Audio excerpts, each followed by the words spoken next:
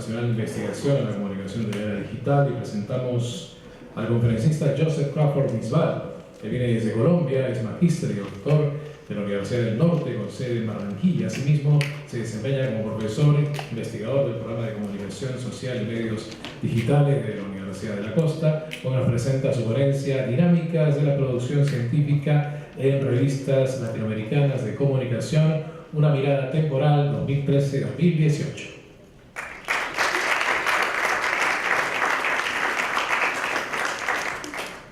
Buenos días.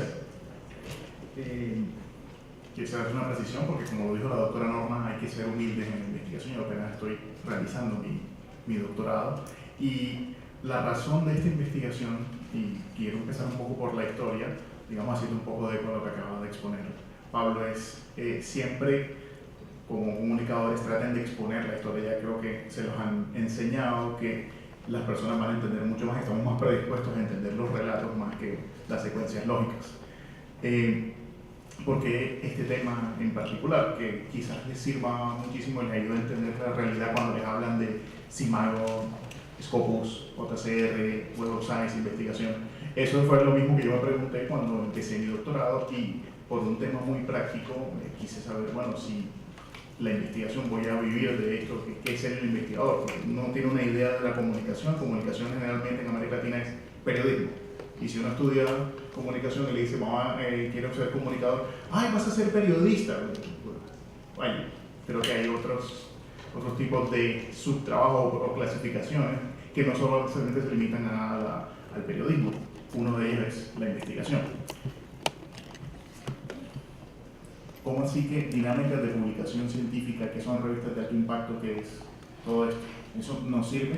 Yo trato de argumentar que sí, porque, a ver, creo que ya les han explicado que si una universidad está en ciertos rankings internacionales, tiene más prestigio.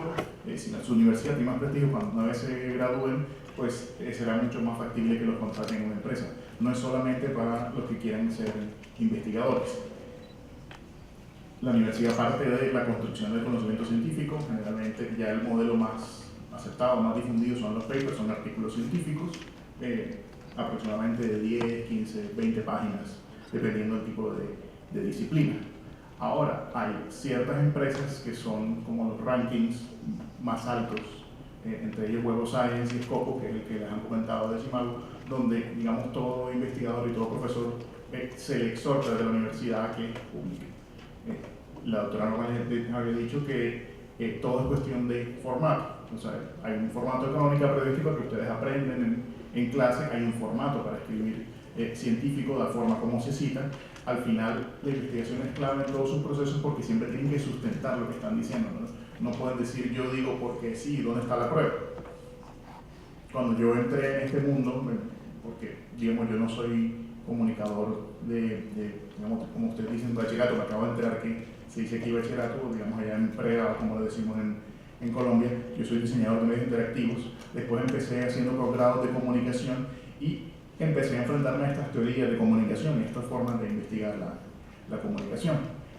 Y, digamos, para mí esto era muy nuevo, y es a lo que voy más adelante. La razón por la que menciono mi pregrado es porque en comunicación no estamos solamente los investigadores.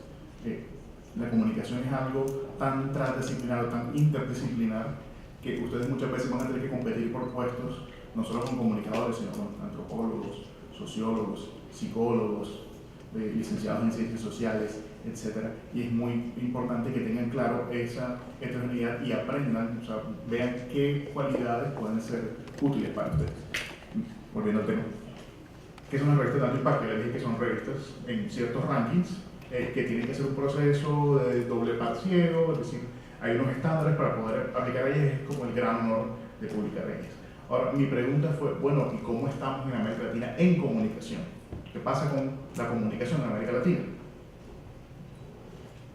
No es solo las dinámicas de las revistas como tal. ¿Cuáles son las revistas? ¿Quiénes publican? ¿Qué pasa si yo quiero publicar? Si yo soy un estudiante de pregrado, ¿puedo publicar? Claro. O sea, la ciencia no tiene barreras. Conozco muchos estudiantes de pregrado que publicaron incluso en revistas Scopus. Eso para su hoja de vida es, digamos, muy valioso. Por ejemplo, en un concurso de méritos estatal persona que tenga un artículo publicado ya tiene un ranking especial, es decir, tiene una bonificación del puntaje, por lo menos en Colombia, y esto es una tendencia que se está dando en toda América Latina para escalafonarse y acceder más fácil a los puestos de trabajo gubernamentales. También en su hoja de vida como profesional, si quieren ir al sector privado, el tener un artículo, generalmente uno se proyecta, les acaban de enseñar que ustedes tienen que hacer una narrativa de quiénes son, cuál es su relato, cuál es su cosmovisión, de dónde vienen. Si ustedes trabajan, y ahora más en la era digital, que son ustedes mismos los que se van a proyectar en redes, van a hacer sus propios contenidos, de pronto en su tesis de pregrado o de bachillerato, aquí en licenciatura, van a ver que muchas veces terminan trabajando en el tema de investigación, en el que hicieron la tesis. No, yo hice un proyecto ayudando a los indígenas de tal etnia, un proyecto de comunicación, con ese proyecto pude adquirir fondos estatales o pude acceder a una ONG y trabajar en comunicación organizacional o comunicación gubernamental gracias a ese proyecto. Es decir, que aprovechen lo que están haciendo ahora y que sea como un plus, y eso va a ser su carta de presentación, digamos, en qué investigué, así yo no vaya realmente a dedicarme a la investigación. Además, para poder entender por qué cómo es la situación en Colombia, quiero preguntarme en dos ámbitos: ¿cuáles son las revistas y cuáles son las dinámicas? O sea, ¿cómo se publica? ¿Cómo accede uno a este mundo? Para eso habría que preguntarse cómo es la experiencia de aquellos que investigan en comunicación y cuáles son las revistas. Entonces, el objetivo general, que digamos es un trabajo en curso, yo modifiqué la presentación porque acabo de terminar unos análisis que les mostraré unos resultados parciales más adelante, y es explorar toda esta dinámica en la región latinoamericana. Me había comentado bases de datos. Dato número 1, en Latinoamérica en comunicación, ya sea por, esos son criterios de selección de la subdisciplina, no hay revistas de comunicación todavía en la Web of Science, que es la más prestigiosa base de datos de investigación científica. Sí hay en Scopus. Scopus es la segunda más prestigiosa y es la que más tiene en ciencias sociales, más revistas tiene en ciencias sociales en general. De hecho, tiene más revistas indexadas que cualquier otra base de datos del mundo. Ahora, ¿qué pasa en América Latina con la investigación? Según la revisión de antecedentes, supuestamente la mayoría de investigaciones se dan en laboratorios, son morfológicas, hay pocos resultados cualitativos. Creo que ya lo han escuchado, se da mucho investigar acerca de números, encuestas de percepción, encuestas de métodos de comunicación en diferentes áreas. Los espacios de publicación son muy pocos, hay muy pocas revistas, no tienen que ser revistas, hay muy poca generación de libros o de ámbitos o de conferencias. Y ahora, por ejemplo, este evento es uno de estos intentos de tratar de subsanar ese vacío. Hay muy poco apoyo financiero para investigar por parte de las universidades. Nuestros gobiernos son gobiernos, dicho desde la lógica europea, en vías de desarrollo, por lo que no tenemos mucho capital para hacer investigación. Y si bien se han incrementado las revistas en el campo, estas revistas lo que piden son resultados internacionales. Entonces, si uno tiene un problema particular que quiere resolver de mi localidad, de mi país, de mi región, de mi ciudad, de mi barrio, no le prestan mucha atención, cuando deberían, porque el punto de la investigación es resolver problemas de la vida cotidiana. Y por último, no hay referentes, no tantos referentes teóricos. Es decir, la investigación está muy dispersa.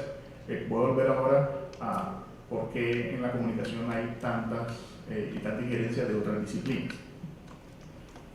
¿Es fácil investigar en comunicación? Pues resulta que pareciera que sí, porque todo el mundo investiga en comunicación.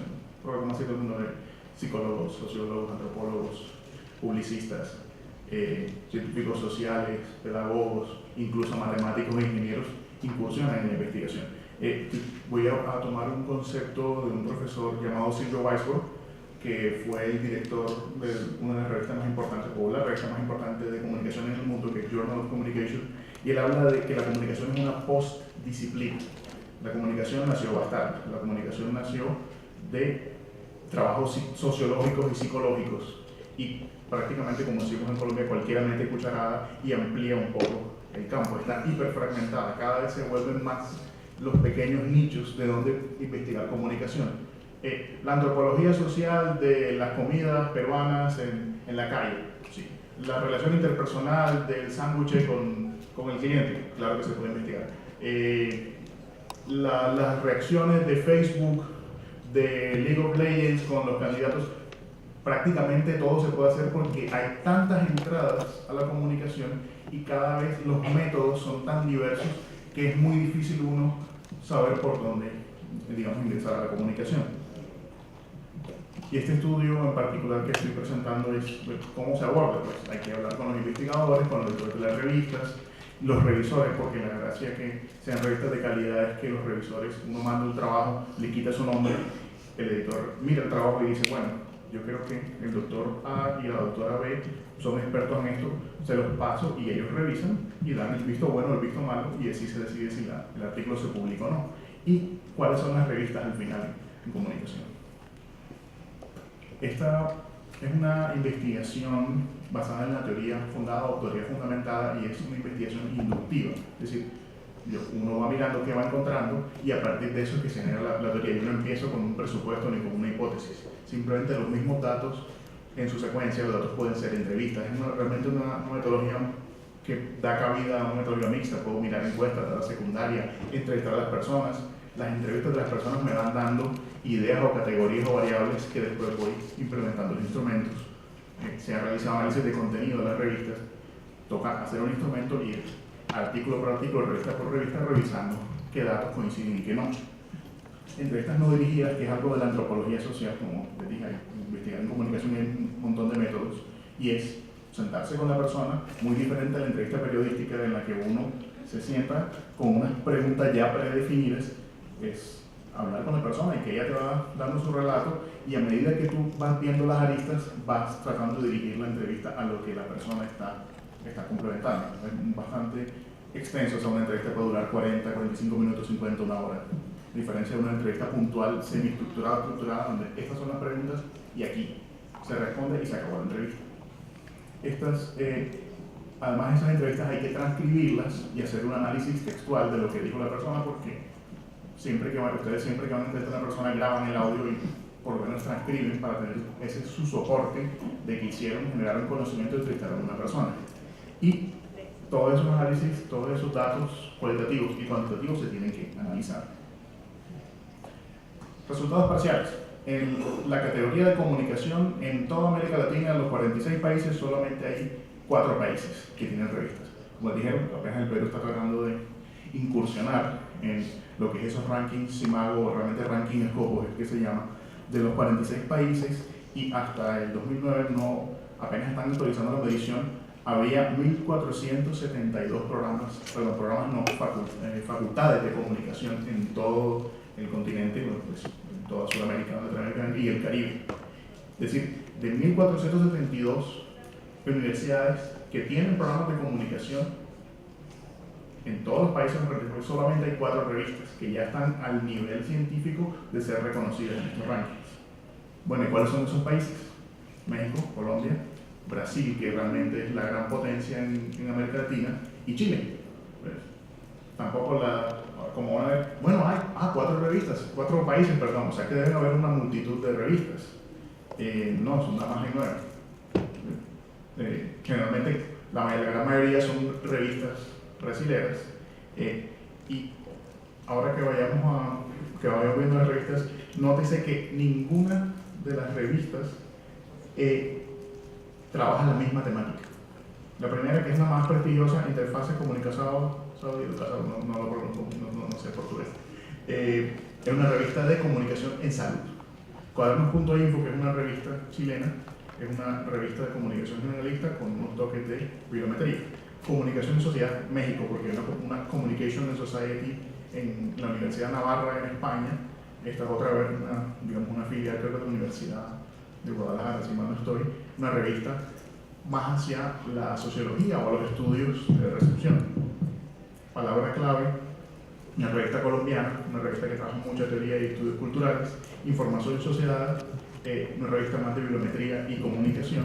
Perspectiva en Ciencia de la Información también es un poco similar, y transformar. Estas 3, se le ve el mouse, estas 3 son muy parecidas en que hay estudios periodísticos, hay estudios de comunicación general y hay estudios de bibliometría, de datos, más que todo, de datos académicos.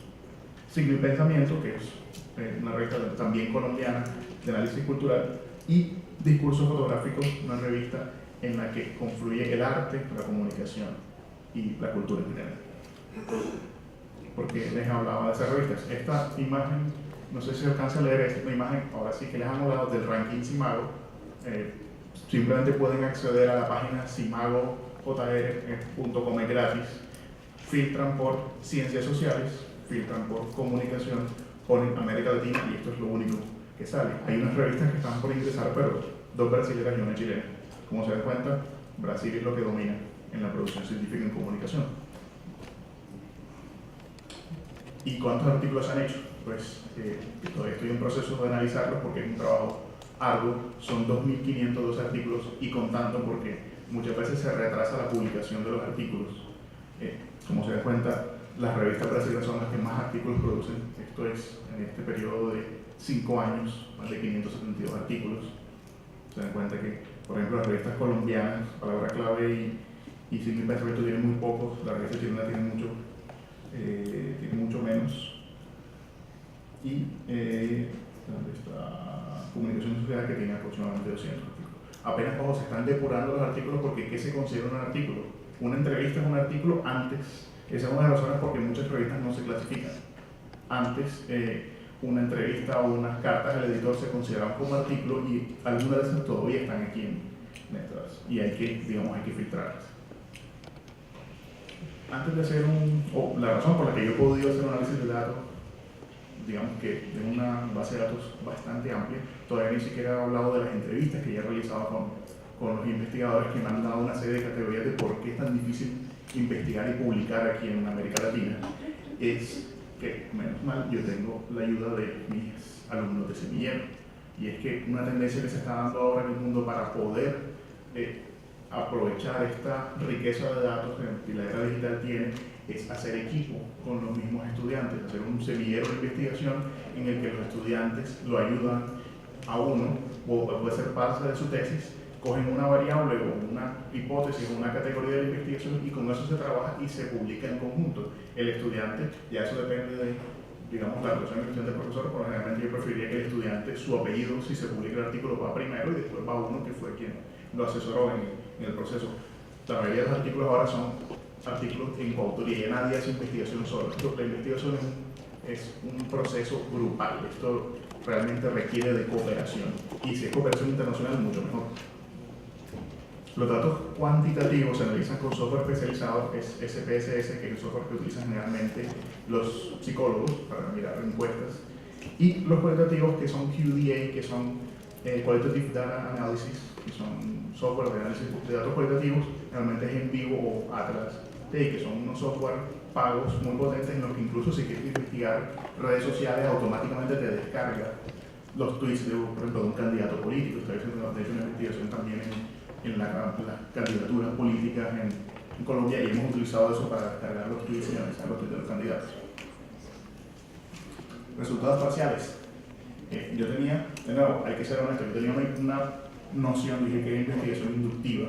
Yo pensaba, no, como siempre, perdón, aquí no hay ninguna alusión, como siempre, me imagino que los españoles serán los que dominarán la publicación en revistas latinoamericanas, porque aquí hay muy poca publicación. Pero resulta que no, hay mucha endogamia científica en América Latina, es decir, la mayoría de los autores son brasileños, o la mayoría de los autores son del país de donde es la revista.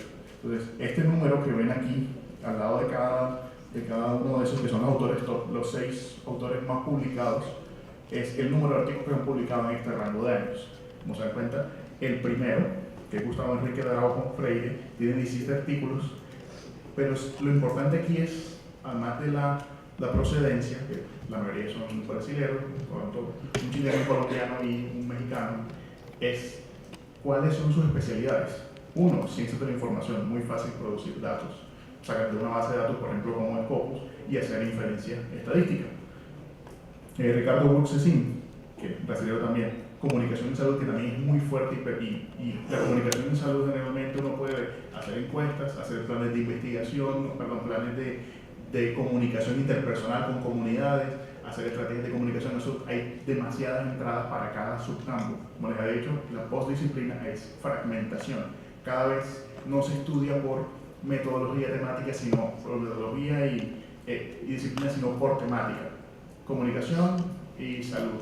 Estudiamos comunicación interpersonal, estudiamos comunicación bibliométrica. Es decir, uno escoge por qué lado se quiere. Obviamente, comunicación audiovisual, televisión, redes sociales son temas muy válidos y muy en boga ahora en comunicación.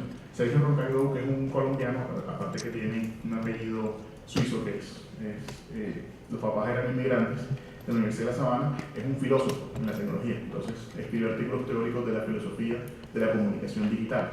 Rodolfo Rorato, de nuevo, un brasilero, hace estudios de recepción, cómo las personas ven en televisión o en prensa y cómo reciben esos mensajes. Acuérdense que, como le dijo la doctora, una cosa es la percepción de un fenómeno y otra cosa es lo que pasa realmente.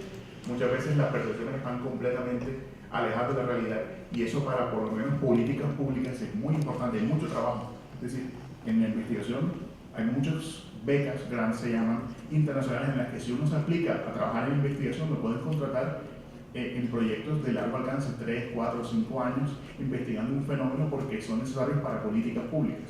¿Cuál es la percepción de seguridad en Lima versus realmente la inseguridad que hay? ¿Cómo se puede mejorar eso? O del tráfico.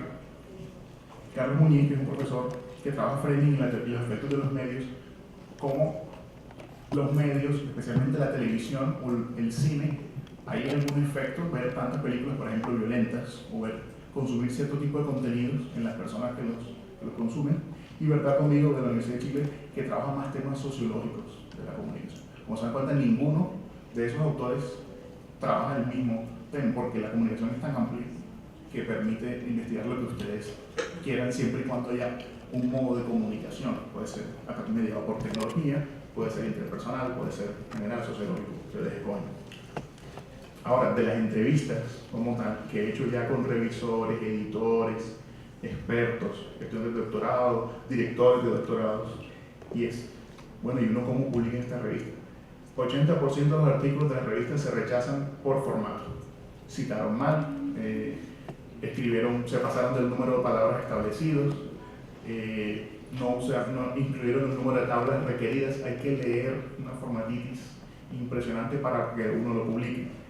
Hay mucho marketing científico, de pronto, si el tema no es muy novedoso, de pronto no se lo aceptan, no sea por uno, porque el artículo esté mal escrito, sino por un tema de a qué revista hay que apuntarle. Si yo trabajo un tema muy específico, lo primero es contraintuitivo. Si ustedes quieren publicar algo, no es escribir y después buscar la revista. Busquen primero la revista, miren qué tipo de artículos publica, busquen un modelo y a partir de eso busquen las referencias y hagan un artículo para la revista. Y si se lo rechazan, que es lo más común, así como ustedes tratan de escribir para prensa, se lo van a rechazar 1 y 1000 veces y les van a decir las cosas más horribles del mundo. Ojalá también pasa muchas veces que hay unos profesores muy críticos, negativos, pero la idea es que cada que uno lo rechaza en un artículo, uno dice, puedo mejorar. Lo modifico, lo mando a otra revista. Esto es un vaivén en el que uno siempre tiene que estar lidiando con el rechazo y ya se vuelve una parte muy cotidiana de la vida de uno. La barrera del idioma, 80%, creo que otra vez 80%, sí. 80% de la literatura científica del mundo está en inglés. Y si uno no sabe inglés, pues generalmente, si les dicen siempre en las clases, aprendan inglés, que esa es la llave del futuro, pues nos guste o no, es un tema de practicismo. También podríamos aprender chino, que la mayoría de las revistas ahora van a ser chinas, pero es un poquito más complicado, mejor. Ellos también publican en inglés, así que mejor aprender inglés. Financiación, no hay plata, hay muy poca plata para investigar. En comunicación tenemos una ventaja y es que la comunicación en ciertas áreas es muy barata. Redes sociales, pues ahí está. Conéctate con tu computador, descarga tweets, descarga comentarios, analiza texto y no tienes que salir a la calle a hacer encuestas. Digamos, la era digital ha cambiado completamente la forma de hacer investigación. Hay espacios limitados, les dije, 9 revistas solamente en América Latina. Van a entrar otras, pero entran a un ritmo muy lento. Y por último, quiero finalizar que hay oportunidades. Es decir, antes era muy difícil hacer investigación en comunicación en América Latina porque no había información, los textos no llegaban. Ahora en internet ustedes prácticamente encuentran todo. De hecho, todas esas 9 revistas que les puse, todas son de acceso abierto, todas les permiten descargar todos los artículos. Si no, yo no hubiera podido hacer mi investigación, porque normalmente en un artículo de esas revistas cuesta $40, si la revista es muy prestigiosa. esa plata no va a los autores, va a digamos, a la editorial, cosa que se está tratando de cambiar en el mundo. En este momento en Europa están haciendo un plan S para tratar de eliminar por completo el pago a los artículos científicos, porque el conocimiento es de todos, es de la raza humana, de la especie humana, perdón, no es de una sola entidad. Eso es todo, muchas gracias.